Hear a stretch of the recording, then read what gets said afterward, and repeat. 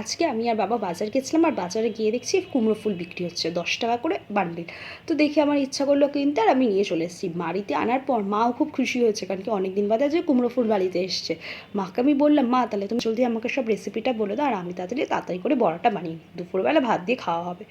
ব্যাস মা আমাকে শিখিয়ে দিল। সত্যি কথা বলতে আমি কুমড়ো ফুল বাছতে জানতাম না, কিন্তু আজকে হাতে খড়িয়ে হয়ে গেল। তো সবার প্রথমে কুমড়ো ফুলের 4 সাইডে যে সবুজ রঙের এই ডাঁটিগুলো আছে ওগুলোকে ভেঙে দিতে হবে। তারপর করে প্রেস করলে সবুজ অংশটা থেকে ফুলটা ছেড়ে আসবে। ফুলটাকে বার করে দিতে, এবং এই সবুজ অংশের সঙ্গে না গাঢ় হলুদ রঙের একটা স্টিক থাকে যেটা লাগিয়ে থাকে, ওটাকে আমরা নেব না, আমরা শুধু হলুদ পাপড়িটাকেই নেব, নিয়ে রাখবো। এইভাবে প্রত্যেকটা ফুল বেছে নেব। কুমড়ো ফুলের বড়াটা না খেতে খুব দারুণ হয়, মচমচে হয়, খেতে হেব্বি লাগে। আর বেশি খাটনিও নেই, আর বেশি উপকরণও নেই, কিছু মাত্র উপকরণ নেই, হয়ে যায় রেডি। আমি কুমড়ো ফুলটাকে বাছি, ততক্ষণ তোমরা আমার চ্যানেলটিকে সাবস্ক্রাইব করে নাও, কারণ কি এই চ্যানেল থেকে কিন্তু বিভিন্ন ইন্টারেস্টিং ভিডিও আপলোড হয়ে থাকে।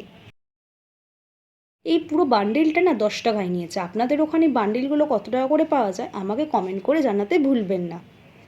এবার হচ্ছে সবার প্রথমে আমি এখানে 5 থেকে 6 চামচ মতো নিয়ে নেব বেসন। তারপরে 1 চামচ আমি নেব হচ্ছে কর্নফ্লাওয়ারের গুঁড়ো। তারপর আমি সামান্য পরিমাণে চিনি, সামান্য কালো জিরে, এখানে আমি কাঁচা লঙ্কা কুচোনোর বদলে গুঁড়ো লঙ্কা দিচ্ছি, হলুদ দিলাম এবং লবণ দিয়ে ভালো করে সামান্য জল দিয়ে ভালো করে ঘেটে নেব।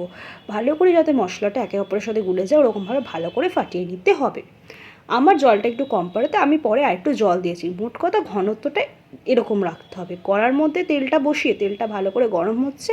কুমড়ো ফুলটাকে ভালো করে ধুয়ে নিয়েছি। এবার আমি চারি সাইডে বেসনের লেপটা লাগিয়ে একটু সাধারণত একটু ঝেড়ে দিয়ে সাবধানে তেলের মধ্যে দিয়ে দিচ্ছি। এইভাবে প্রত্যেকটা বড়া আমি বেসনের মধ্যে চুবিয়ে সাইডে একটু এরকমভাবে ঝেড়ে তারপরে হালকা করে কড়ার তেলের মধ্যে ছেড়ে দেবো। কড়ার যে ফ্লেমটা সেটা মিডিয়াম টু লোতেই থাকবে, হাই করলে কিন্তু পুড়ে যাবে, খেতে ভালো লাগবে না। তারপরে আমি এক সাইডটা হয়ে গেলে অপর সাইডটা উল্টে দেবো অপর সাইডটা হওয়ার জন্য।